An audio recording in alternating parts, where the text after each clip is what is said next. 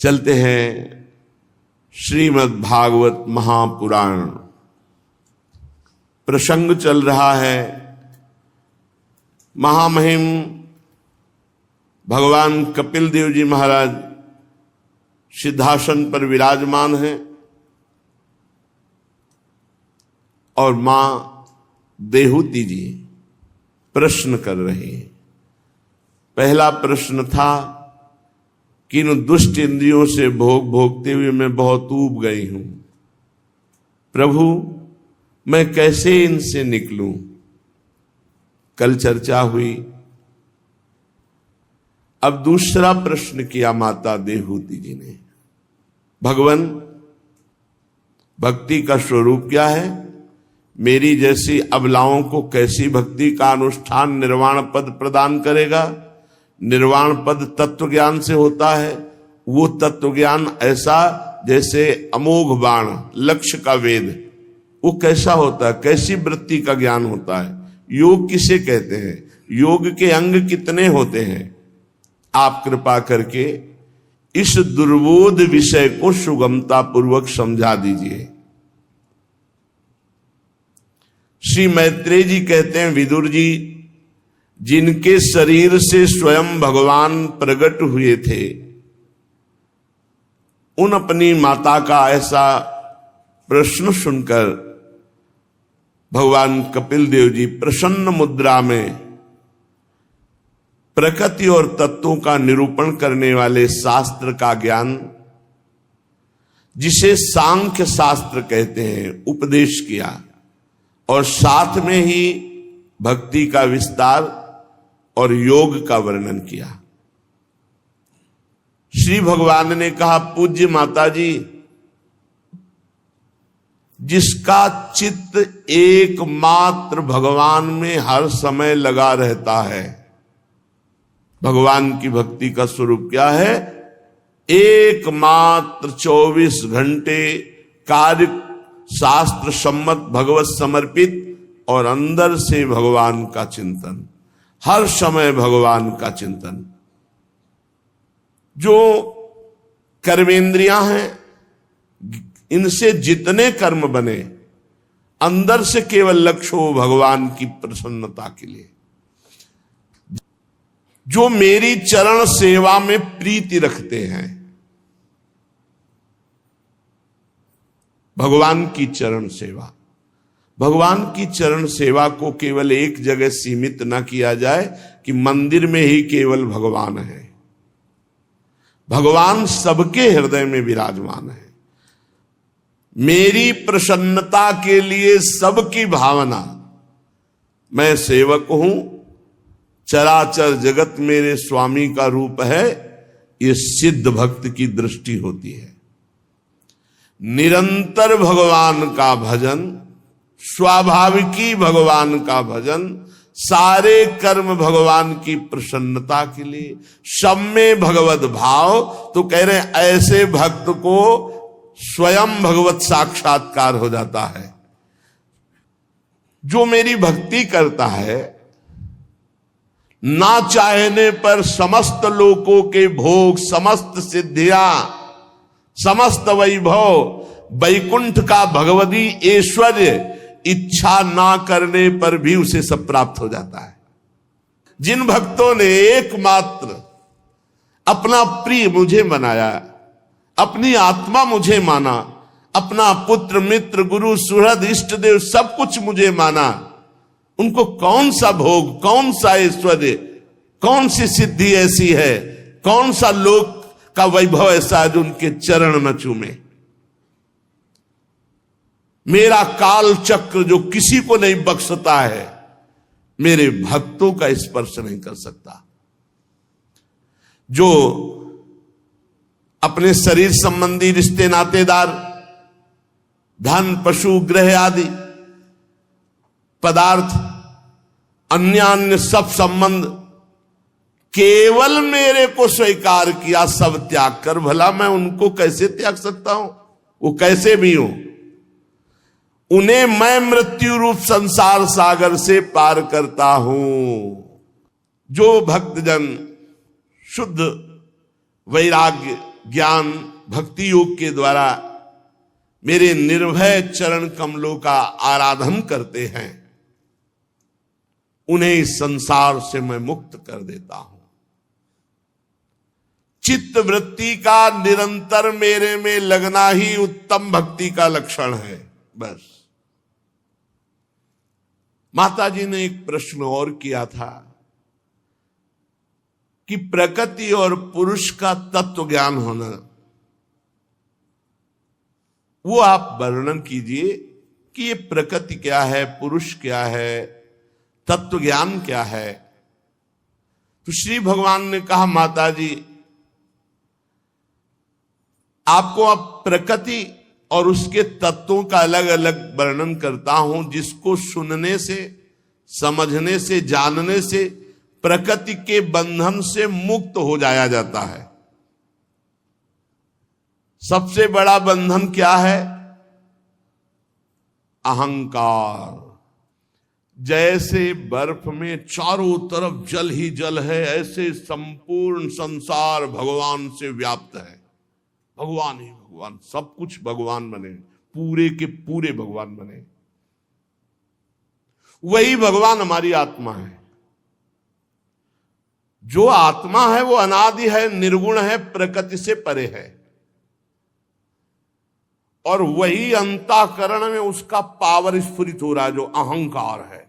ये उसी शुद्ध अहंकार का प्रतिबिंब समझ लो, उसी का पावर समझ लो। स्वयं प्रकाश आत्मा के प्रकाश से प्रभावित सबकर परम प्रकाशक जो ही, उसी से मन, बुद्धि, चित्त, अहम, इंद्रियां सब उसी से चैतन्यता प्राप्त कर रही। सर्वव्यापक उस आत्मस्वरूप ने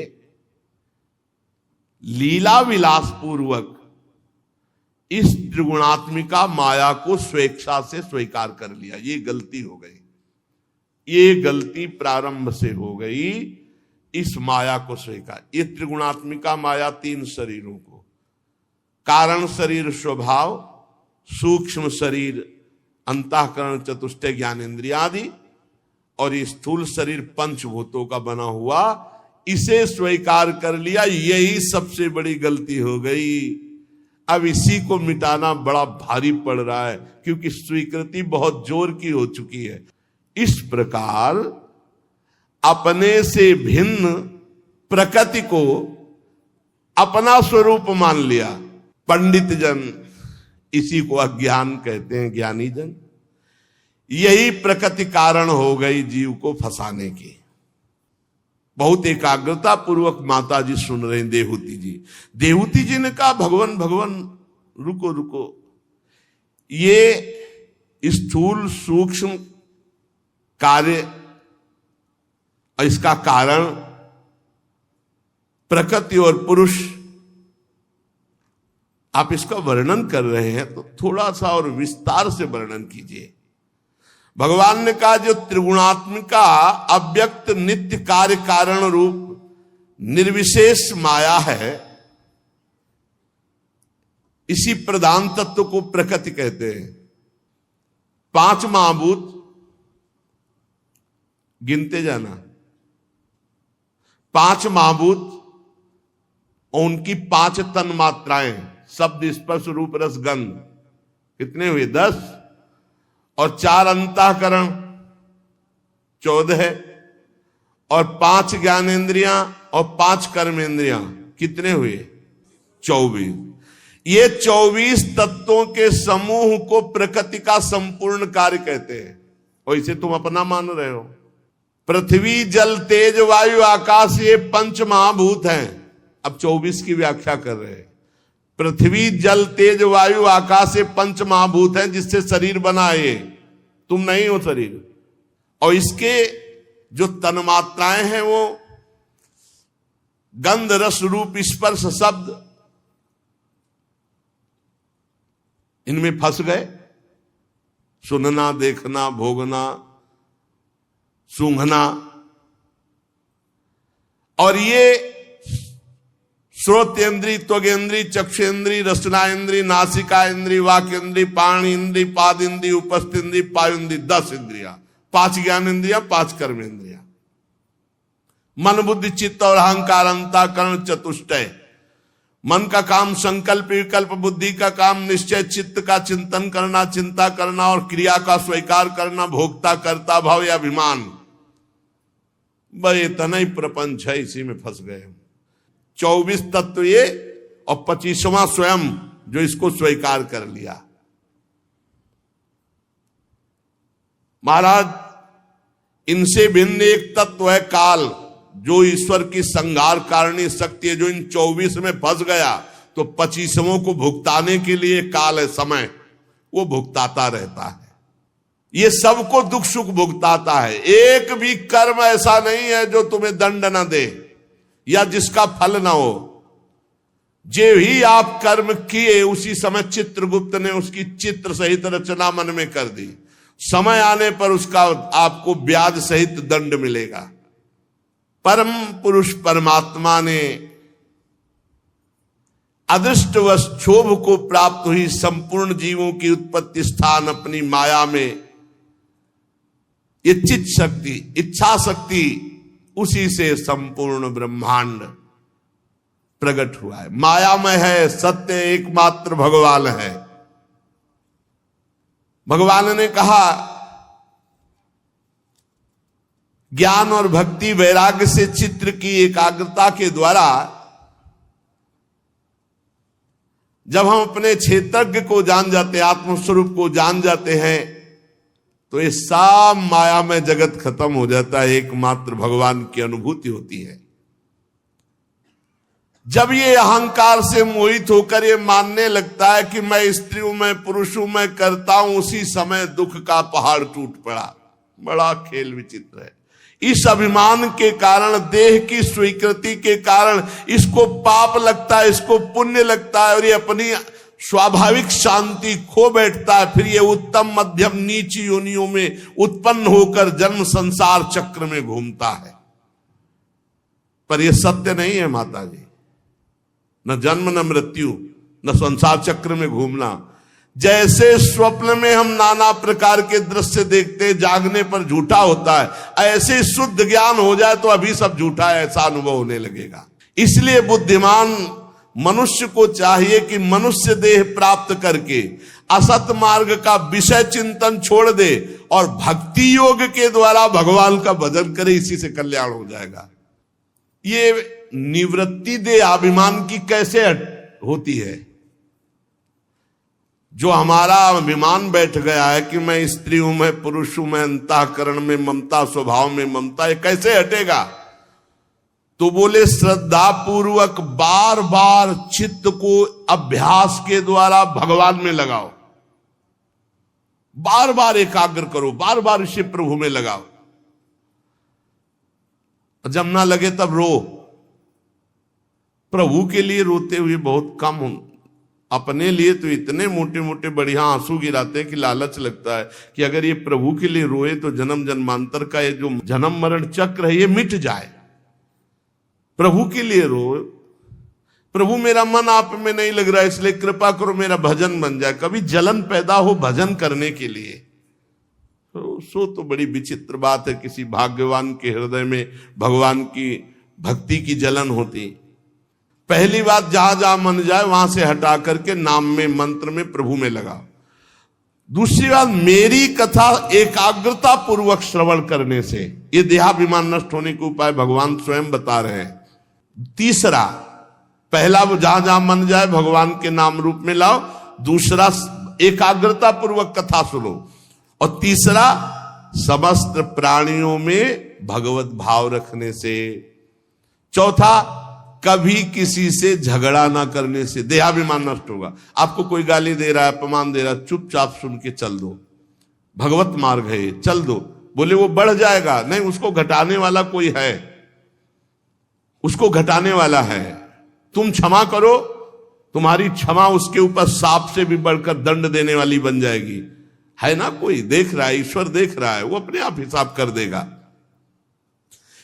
किसी से झगड़ा वैर ना करने से, और किसी भी वस्तु व्यक्ति स्थान में आसक्ति ना करने से। खतरनाक चीज है आसक्ति। ये आसक्ति ये जाति नहीं है, किसी व्यक्ति से आसक्ति कर लो, वस्तु से आसक्ति कर लो, बहुत खतरनाक है, बहुत खतरनाक। और ब्रह्मचर्य रहने से, गृहस्थ है तो संतान उत्पत्ति के लिए केवल आदेश, और अन्य भाव में हर समय ब्रह्मचर्य रहे।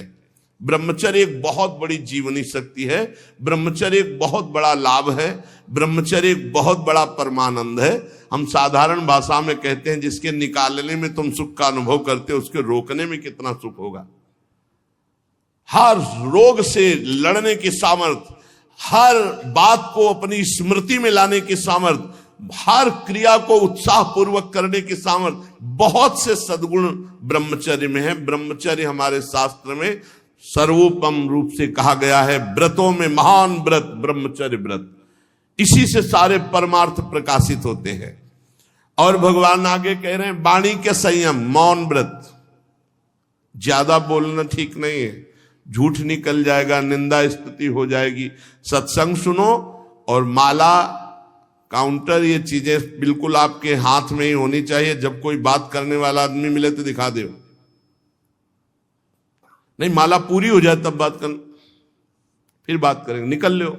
बातचीत में ज्यादा समय नष्ट करने से अपराध वृत्ति वाणी से बहुत बनती है।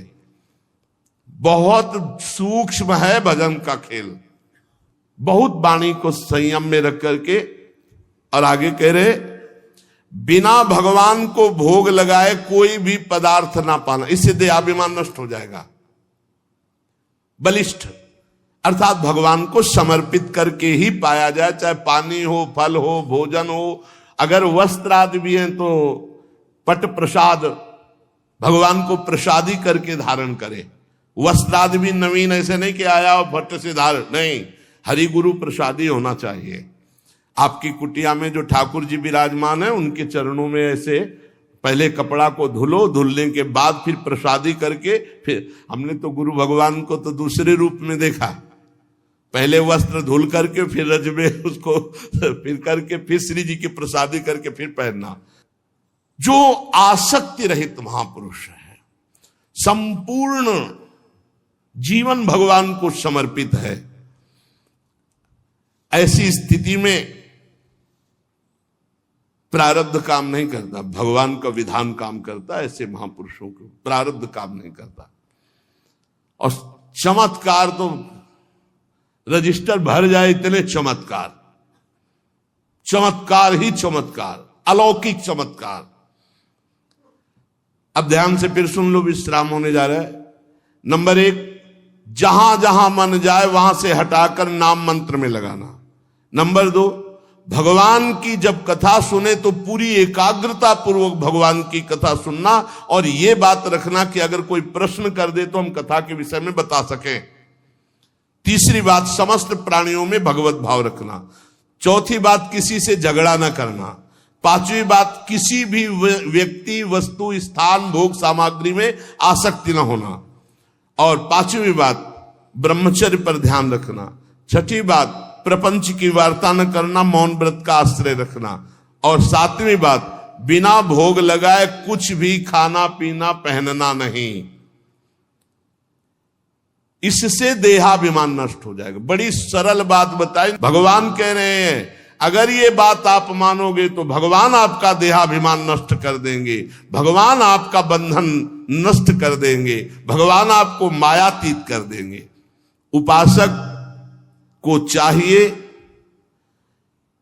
कि जो भोजन मिले परिमित भोजन करे। परिमित माने होता थोड़ा, बड़ी ऊर्जा शक्ति भजन में लगती परिमित भोजन करने वाले को। खूब खा खा कर आते हैं और लीवर सब खराब हो जाएंगे, पर भोजन नहीं कम होगा, दांत खराब हो जाएंगे, नए लगा लोगे फिर भी नहीं छकोगे। परिमित भोजन, थोड़ा भोजन पाओ, शांत स्वभाव रखो। और जो ऊपर आपको ये नियम बताए गए कि इन लक्षणों से आपका देहाभिमान नष्ट हो जाएगा, उसको अपने जीवन में उतारो और देखो इसी जन्म में भगवत प्राप्ति हो जाए। हम बार बार रोज इसीलिए कहते हैं कि तुम्हारे अंदर जग जाए बात कि इसी जन्म में हमें भगवान से मिलना है, इसी जन्म में, अब हमें आगे नहीं आना है। आगे और ऐसा कलयुग आएगा जिसमें भजन के लिए कुछ भी